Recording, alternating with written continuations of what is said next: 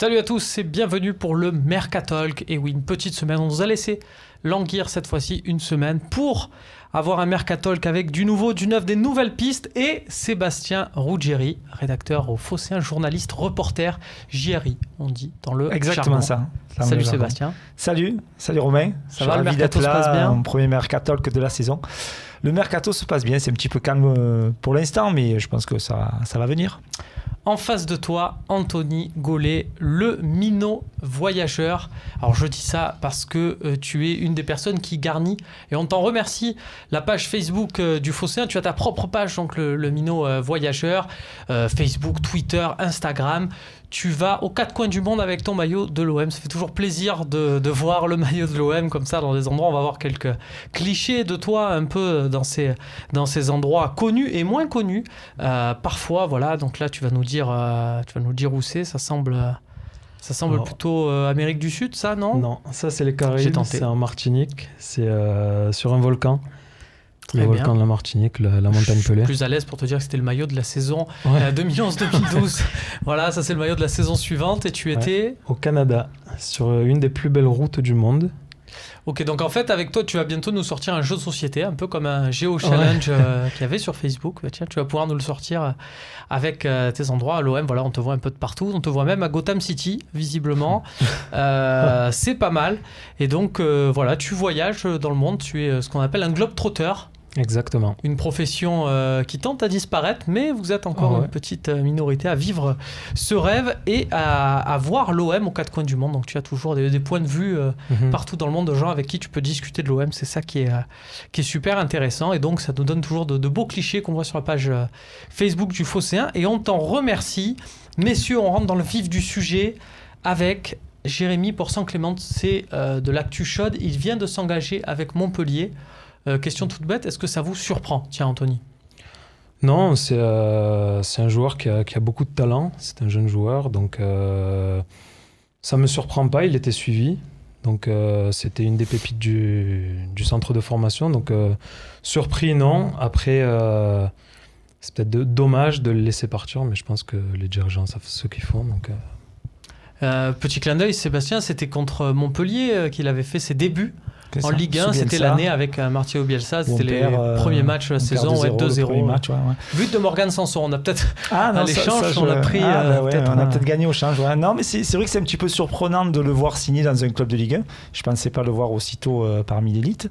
D'autant qu'à l'OM, il n'a pas été conservé, il n'a pas forcément utilisé, après Bielsa, il n'a pas forcément été utilisé par les entraîneurs qui ont suivi. Même avec Bielsa, c'est petite anecdote. Oui, dans le début de Bielsa, saison. Au début, l'avait pris en lui demandant de s'améliorer en termes de comportement au milieu de la saison, et ne voyant aucun changement, il avait fait basculer en équipe réserve au cours de la saison. Et il a fini du coup en équipe réserve, donc c'est vrai que je suis un petit peu surpris. Après, tant mieux pour lui, on attend de voir et on lui souhaite le meilleur. On lui souhaite le meilleur, évidemment.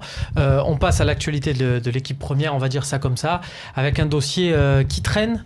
Alors c'est plus Bafétim Bikomis, il reste William Vainqueur. William Vainqueur qui n'a donc toujours pas signé, ni à l'OM, ni à Nantes, où on en reparle. Voilà, il avait joué à Nantes, il avait débuté dans l'élite. C'était pour la saison 2008-2009, ça commence à faire. Est-ce que pour vous, il faut offrir un gros contrat à William Vainqueur pour clore définitivement ce dossier, attendre encore? Quelle est votre position sur le sujet, Sébastien? Je ne sais pas si l'OM est vraiment... c'est assez similaire au cas Gomis de toute façon. Je n'ai pas l'impression que l'OM veuille spécialement faire l'effort pour Vainqueur. Alors après, oui, j'aurais tenté de dire oui, il faut quand même... Il a prouvé l'année dernière qu'il avait des qualités. Alors... pour l'heure, d'autant plus que pour l'heure, à son poste actuellement, il n'y a pas grand monde, quoi. Donc oui, je pense qu'il ne faudrait pas trop faire traîner les choses, il faudrait le faire signer, même si l'OM a peut-être comme ambition derrière de recruter un gros milieu de terrain, mais même si Vainqueur est le deuxième choix, je pense qu'il faut quand même, à ce poste-là, il faut faire l'effort sur lui, parce que derrière, il y a Zambo, Grégory Sertic éventuellement qui peut dépanner, mais ça fait un peu juste pour moi, quoi. Anthony, tu le vois comment, toi, l'avenir de William Vainqueur? Est-ce que pour toi, il faut faire l'effort? Ou est-ce que, déjà, question tout bête, est-ce que toi, tu vois quelqu'un à recruter à ce poste-là, à l'Olympique de Marseille? Recruter, oui, il faut absolument recruter parce que, bon, déjà, je vois pas trop un peu le schéma, c'est pas trop le schéma que Rudy Garcia utilise. avec 2 attaquants devant. Je pense que c'est la future formation. Donc ça limite un peu les choix au milieu défensif. C'est intéressant ce que tu dis, c'est-à-dire que pour toi, comme on l'a vu dans beaucoup d'équipes, notamment par exemple Bordeaux, tiens, tu vois un OM avec 2 attaquants. C'est vrai que si l'OM a recruté Germain, c'est peut-être pas pour le mettre sur le banc, parce que sinon il serait resté à Monaco en Ligue des Champions. Et donc du coup, il verrait un milieu avec des milieux un peu tout-terrain, à la Morgan Sanson, on en parlait. Donc pour toi, c'est une question de profil aussi. L'OM va pas recruter un mec dans le profil de vainqueur. Pur récupérateur. Si, quoi, ils peuvent investir dessus. Après, c'est vrai qu'en milieu de terrain, on est quand même servi en milieu offensif. Sanson peut faire le boulot en milieu relanceur en retrait. Après, vraiment pur défenseur sur le côté défensif, il faut recruter quelqu'un. Ça, tu as c'est une sûr. idée, tu as quelqu'un qui te... Non, parce qu'on ne veut pas mettre non plus des sommes mirobolantes. Donc, il a fait une bonne saison.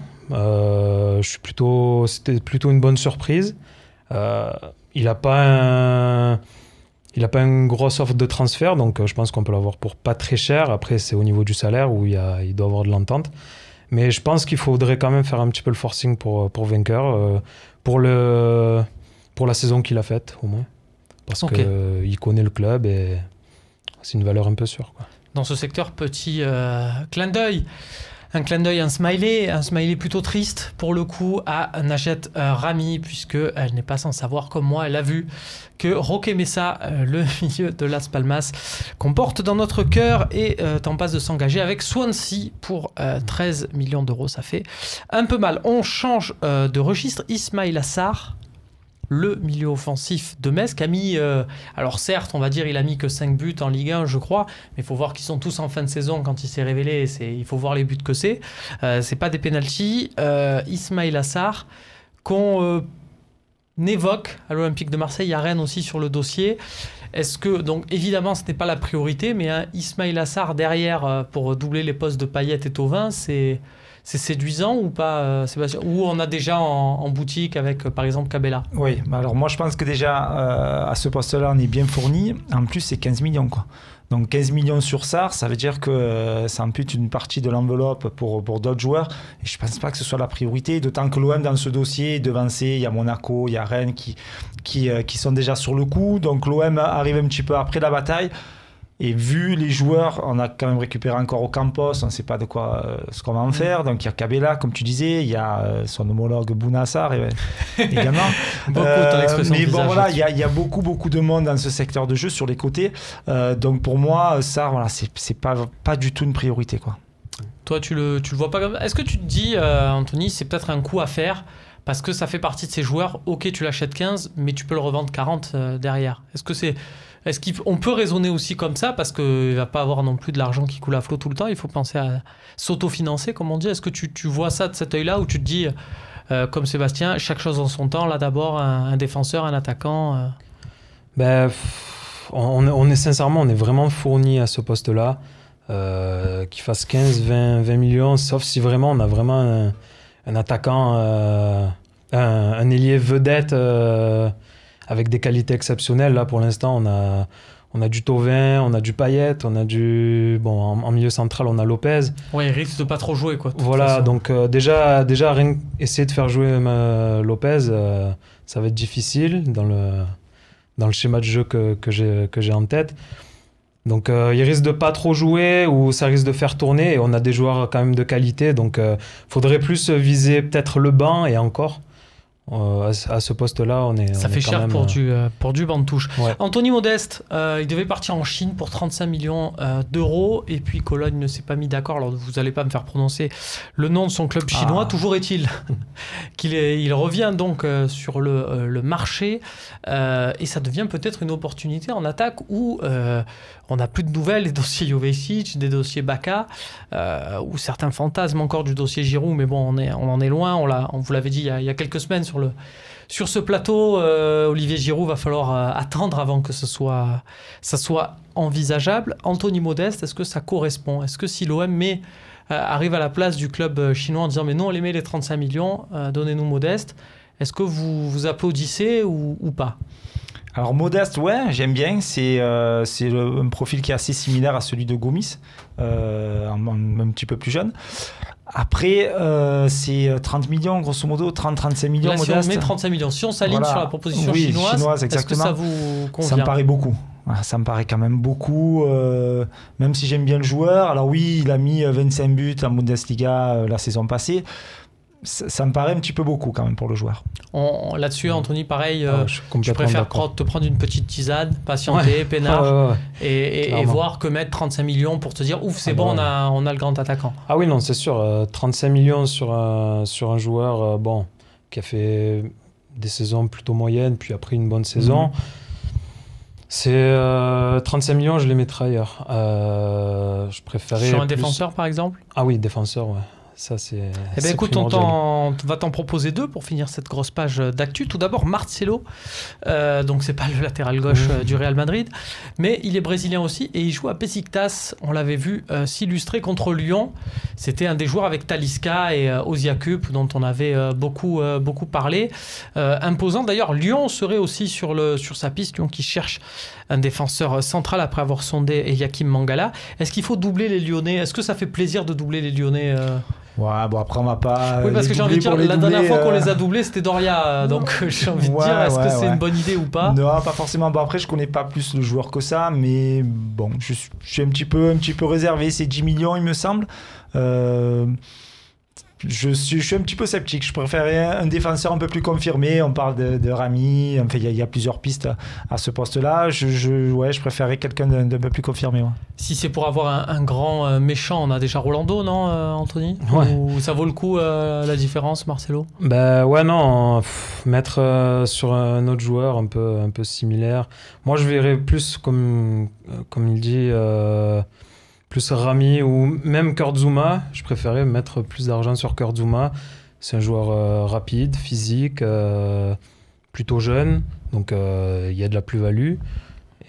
Alors Kurtzuma, on vous en parlait sur le Phocéen, c'était un article qui datait du mois de mai où on vous expliquait que l'offre de l'OM c'était gentil, mais que lui il voulait absolument avoir sa chance avec Chelsea, chose qu'il a confirmé dans une interview cette semaine à France Football, qui voulait d'abord avoir sa chance, on vous avait annoncé il y a plus d'un mois en vous disant attention, Kurtzuma il va essayer de faire la préparation, de gagner sa place. Après on sait comment ça se passe, s'il voit que les choses sont bouchées, si Chelsea recrute Bonucci et compagnie, il va peut-être falloir avoir une opportunité de bouger. Pousser, on a vu ces dernières heures exactement faire une offre pour Zuma. Une offre de prêt, donc voilà, c'est là où ça sera possiblement réalisable. On finit avec Joris Gnagnon, défenseur du Stade Rennais. Alors je ne sais pas si vous vous souvenez, il s'était pas vraiment mis en évidence lors du match au Vélodrome entre Marseille et Rennes, mais il a fait quand même une belle saison. C'est un des espoirs à ce poste de défenseur central où il n'y a pas non plus 500 solutions. Le FC Séville serait dessus.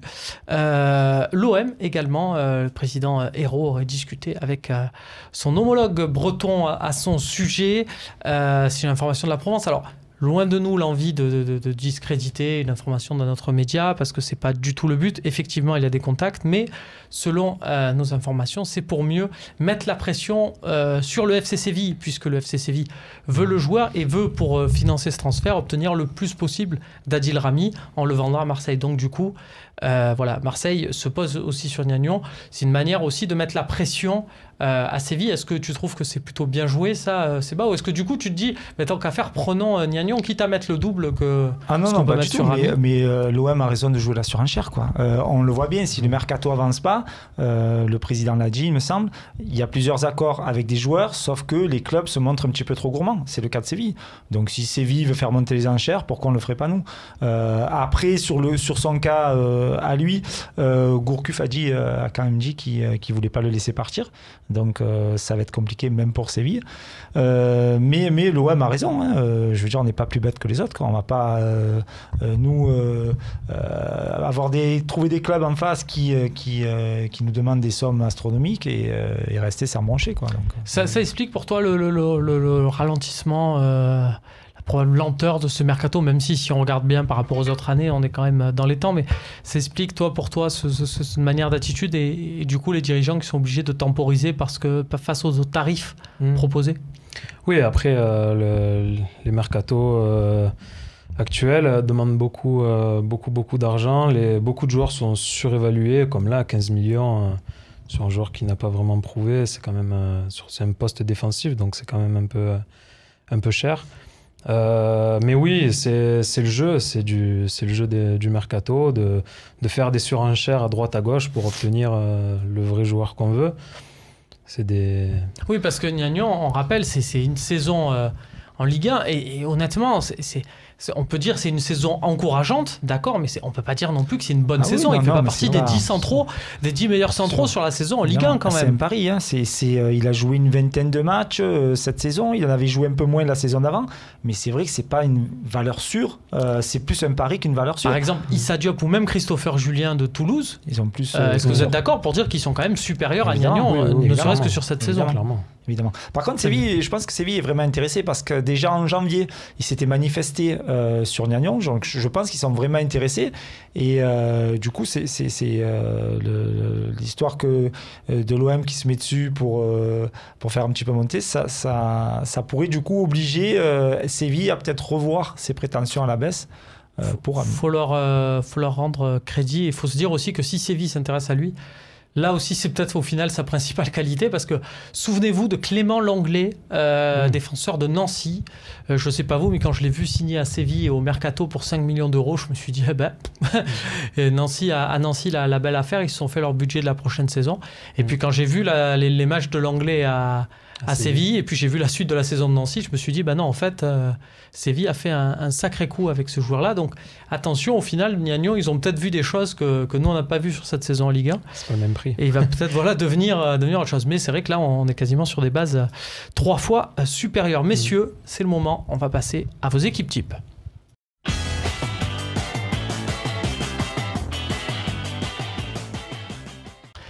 Les équipes types, cette rubrique que tout le monde nous envie. On va passer de suite avec ton équipe, Anthony, Minot Voyageur. Voilà, je le rappelle.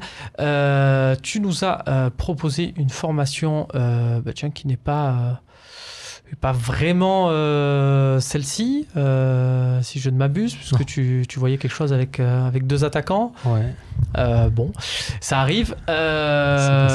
Rami Zouma en défense centrale surtout. Rami Zouma, ouais, parce que ils sont français, donc déjà ils ont été amenés à être en sélection ensemble. Puis le fait de pouvoir mieux communiquer, c'est bien d'avoir déjà de parler la même langue, parce que c'est très important dans des secteurs où il y a énormément de communication. Après, il y en a un qui a du caractère, qui est très qui est très professionnel, Rami, et Zouma qui a quand même du potentiel, donc et qui est très costaud aussi derrière. Je pense que c'est deux valeurs assez sûres. Mandanda, parce que le petit retour pour pas très cher, là 8 millions, c'est vrai qu'on se fait un peu avoir pour le coup, mais Mandanda c'est un joueur qui un retour n'est pas à exclure pour moi. Et alors après, donc là, ça serait plus de voir Vainqueur et Sanson au milieu de terrain, Lopez qui serait plus en balance avec Germain pour une attaque à 2 avec Giroud, c'est ça? Ouais, c'est ça. Je verrais plus, donc voilà, au niveau de l'attaque, Giroud-Germain ou Baka-Germain, parce que Germain peut tourner autour d'un grand attaquant qui peut peser sur les défenses. Lopez, oui, moi je le vois tourner plutôt, je le vois pas forcément titulaire. Mais il y aura des matchs, on le sait, on va jouer. On va jouer l'Europa League. Donc, attention, il y a quand même ces 2 tours. C'est vrai que c'est pas une mise en garde anodine. Si l'OM perd dès le mois de juillet, ça arrive à beaucoup de clubs français. C'est pour ça que je dis ça. Nice, Saint-Etienne notamment. Derrière, on peut recruter beaucoup et puis au final se retrouver à tourner que sur le championnat. En tout cas, c'est vrai que c'est ce que tu disais tout à l'heure dans la première partie de l'émission. Il y a peut-être une possibilité de voir Garcia jouer avec 2 attaquants parce que si Germain est arrivé, c'est pas pour être le super sub sur le banc de touche. Après, c'est à lui aussi de gagner sa place. Mais voilà, ça montre quand même toute la complexité de qui entoure cette nouvelle équipe. On va voir ta formation, Sébastien, si tu as tenu compte de... Eh bien oui, tu vois. Tu as tenu compte de ça puisque tu nous as mis une attaque à 2, Germain Bacca, voilà, on en parlait avec Payet, Thauvin sur les côtés. Au final, c'est pas vraiment une surprise parce que cette saison, tu vas me dire si c'est ce qui t'a un peu inspiré, on a beaucoup vu au final, des fois Maxime Lopez jouer très haut en soutien de Gomis avec Payet, Thauvin dans les couloirs. C'était notamment le cas à domicile contre Rennes, c'est le cas contre le PSG, si on s'en rappelle bien. Donc voilà, toi tu vois bien une sorte de 4-4-2 en ligne, grosso modo. Oui, c'est ça. Germain, je veux dire, là où il est le meilleur, c'est dans ce rôle-là, quoi. Quand il tourne autour d'un attaquant, que ce soit. Alors, il avait joué comme ça à Nice avec. Il y avait tantôt Pléa, il y avait tantôt Ben Arfa qui avait été aligné en pointe. Que ce soit à Monaco, quand il rentrait en jeu, pareil, c'était dans ce système-là également. Donc, je pense que c'est là où il donnera le meilleur.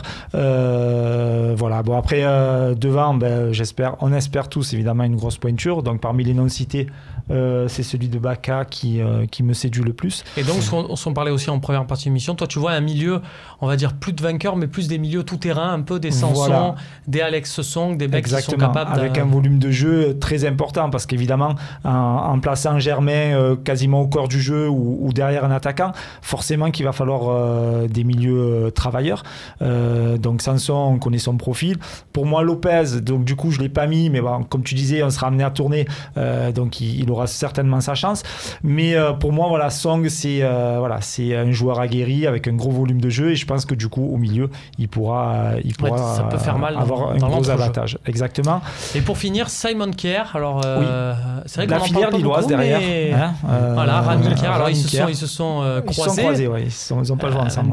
Quelques années, mais c'est deux joueurs recrutés par Rudy Garcia. Exactement. Rudy Garcia a voulu dans sa défense. Simon Kjær, est-ce que tu fais partie de ceux qui trouvent qu'il est sous-coté? C'est vrai qu'il n'est pas aussi sexy que certains noms annoncés. D'ailleurs, il est sous-coté, mais là, le Milan s'est penché sérieusement sur son cas. On parle de lui là-bas. Donc, oui, moi je trouve qu'il... c'est vrai qu'en Turquie, il est un petit peu moins exposé. Il n'est pas forcément dans un grand championnat européen. Mais moi, j'aimais bien déjà lors de son passage à Lille. Et il a fait que confirmer, quoi. Donc ouais, je le verrais bien associé à Rami. D'autant que j'aime bien Zouma aussi. J'ai failli opter pour Zouma. Mais moi, ce qui me gêne un petit peu, c'est que si on récupère Zouma, ça sera en prêt. Et ça veut dire que ce sera pour une saison, et ça veut dire que l'année prochaine il faudra recommencer, repartir avec une nouvelle association, revoir les automatismes. Donc c'est ça qui me gênait un petit peu. Sinon c'est vrai que j'allais dans ton sens aussi. J'aurais été séduit par une charnière Rami Zouma. Très bien, messieurs, on vous donnera la possibilité bien sûr de choisir votre 11 préféré, et nous en attendant on passe aux valises.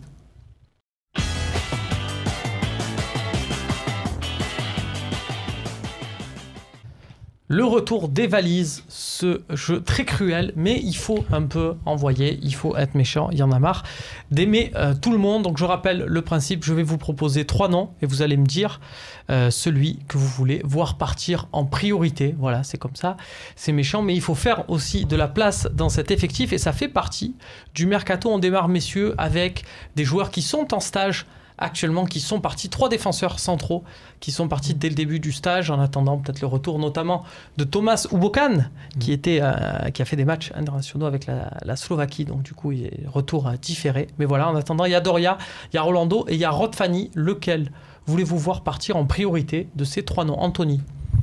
J'aime beaucoup la personnalité de Rod Fanny, mais il a fait pas mal d'erreurs cette saison quand même, donc arrivé à un certain âge, bon... pour moi, Rod Fanny devrait partir. Tu le fais partir comment? Il lui reste un an de contrat. Est-ce que tu penses qu'il peut boucler la boucle dans une autre formation de Ligue 1? Tu lui proposes une reconversion dans le staff immédiate? Un transfert, je pense pas qu'il y ait des clubs qui vont s'aligner dessus. Donc, plus un arrangement à l'amiable pour une rupture de contrat, parce que à son âge, tout ça... l'expérience qu'il a, les gens ne mettront pas d'argent dessus. Ce sera des petits clubs qui vont se tourner vers lui, je pense. D'accord. Toi, Sébastien, les valises pour Doria.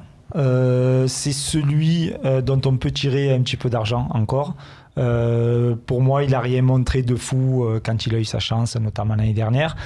À côté de ça, il y a Rolando ça reste quand même sur l'année dernière un de nos meilleurs défenseurs centraux. Donc pour moi, je le garderai. On sait qu'il va arriver d'autres joueurs à ce poste, mais Il peut très bien, un rôle de doublure lui irait très bien, ça me satisfait.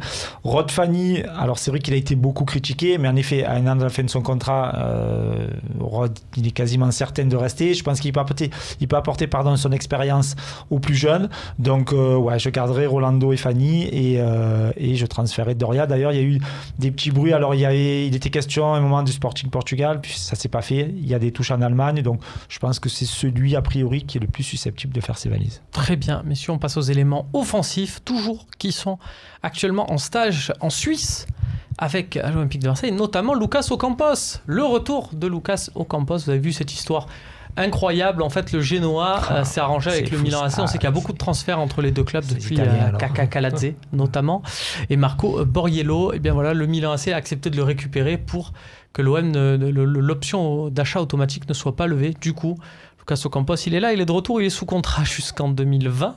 Je crois. Et il participe au stage d'avant-saison. Il participe au stage d'avant-saison aux côtés de Bounassar et Clinton Ndiaye, toujours blond, toujours totalement blond. Simon Phoenix pour les amateurs de 7e art. Alors, lequel voulez-vous voir partir en priorité ? Je pense qu'à l'unanimité, Bounassar. D'accord. Voilà, il a eu sa chance, il a rien montré du tout. Il a même eu un jeu de carte chance en fait, carrément. Ah ouais, il a clairement eu sa chance, il a été titulaire sur quelques matchs, il a jamais rien prouvé. Voilà. Moi franchement, je miserais plus dessus. Bon courage. Sans hésitation, Bounassar. D'accord, donc c'est un plébiscite. Ouais. Après, en plus, il a été pris en grippe par une grosse partie du public, donc ça va être très compliqué pour lui.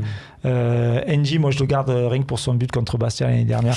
Donc voilà, rien que pour ça. Un grand moment. Et puis Ocampos, on ne sait jamais, il peut nous mettre un petit ciseau dans la saison, c'est ça spécial. Donc, pourquoi pas. D'accord. Alors on va changer maintenant un peu, messieurs, les règles du jeu, puisqu'on va regarder les jeunes, et je ne vais pas vous demander d'être aussi méchant avec les jeunes du centre de formation. Je vais vous demander qui vous voulez voir signer un premier contrat pro. Donc je vous offre Christopher Roquia, Youssouf Sarri et Florian Chabrol. Ils sont tous les trois en stage actuellement en Suisse. Est-ce qu'il y en a un à qui vous offrez un contrat pro, et si oui, lequel ? Sébastien ? Alors, je les connais pas extrêmement bien. Je les ai vus jouer à quelques reprises avec la CFA, notamment en finale de Gambardella. Je vois avec des notes, donc je sais que tu as bossé j'ai pris des petites notes. Tu as bossé ton sujet. Évidemment. N'essaie pas de me la faire à l'envers. Donc, moi je garderai Christopher Roca. D'accord. D'une, parce qu'il a aligné de bonnes prestations l'année dernière avec la réserve. Et puis il joue arrière gauche. Donc, c'est un poste où on risque d'avoir des besoins avec Patrice Evra pour leur spécialiste du poste. Et Henri Bedimo, mais donc du coup tu apportes de l'eau à mon moulin, donc Henri Bedimo, donc Roca pour moi, j'aimerais bien le voir à l'œuvre avec les pros cette saison. Anthony? J'ai essayé de suivre l'équipe première déjà pendant mon voyage, donc c'est déjà bien. Les jeunes, je les connais pas du tout à part sur Football Manager, parce que bon. Tu vas nous donner un avis sur Football Manager, c'est lequel le meilleur? Chabrol. Ouais, sur Football Manager, Chabrol. Mais après, voilà. Non, mais des fois, écoute. Doria, c'était. Des fois, ça marche. Des fois, ça marche pas. On embrasse bien sûr Maxime Tsigalko et Alexandre Melachenko qui ont fait les beaux jours de mes parties seulement. C'est pas aller chercher plus loin. On finit, messieurs, en termes avec les valises sur pareil, je digresse un peu, je change les règles. Je vais vous donner les 3 attaquants, 3 rumeurs de transfert et vous allez me dire celui que vous voulez voir le moins signé à l'OM. Alors c'est paradoxal, là je sais qu'on est d'accord, si je vous dis Baka, Jovetic ou Giroud, vous allez tous me dire ok, n'importe lequel, on prend. D'accord, mais là vous allez me dire celui pour lequel vous allez être le moins content. Vous voyez un peu ce que je veux dire, la signature qui vous ferait le moins plaisir. Sébastien? Alors je vais faire le difficile, je vais dire Jovetic. D'accord. Jovetic, parce que j'ai l'impression que dans le registre, Baka et Giroud sont plus de vrais attaquants, qui sont fait de vrais buteurs. Lui, il est plus chanteur de rock indé anglais, c'est ça? Voilà, c'est ça. Non, mais je pense que Baka et Giroud sont plus buteurs que Jovetic. Alors, je fabule peut-être, mais voilà. Donc, dans le système dont je parlais tout à l'heure. Si Jovetic, t'es content ou même pas? Oui, après, tu me demandes de choisir. Oui, voilà. Non, mais justement, c'est une nouvelle question. Est-ce que si t'es content ou pas? Oui, je suis content. Mais tu préfères Baka ou Giroud? Voilà, on est d'accord. Anthony? Pareil. Stefan Jovetic, pour moi, c'est pas À mon avis, c'est pas le profil recherché vraiment par la stratégie de jeu. Je vois plus un Carlos Bacca ou un Olivier Giroud. Et alors, comme même je disais question, précédemment. si Issine, t'es content quand même ou... Évidemment, on T'attends va pas Si cracher c'est Germain dessus. Jovetic l'attaque à l'année, ça va? Ben voilà, Ouais, moi mais je on pense va que pas- c'est pas complémentaire. Voilà, pas du tout. Je pense Ouais, que du tout. Germain Jovetic, c'est pas vraiment complémentaire Pas pour du moi. tout. Voilà. Ah oui, non, mais c'est comme un Germain Gamero, c'est pas complémentaire. non On est plus, bien hein. d'accord. D'accord, très bien. Mais écoute, Germain Gamero, ça peut faire le retour de Tic et Tac si on leur met les mêmes Ouais, chemises. mais voilà, Ça peut avoir de la gueule, mais sinon, d'accord, on l'aura compris, vous êtes plus Bacca et plus Mhm. Giroud. Très bien. Messieurs, merci beaucoup pour Plaisir. avoir participé à ce Mercatalk. Nous, on se retrouve la semaine prochaine pour un prochain numéro. Salut à tous.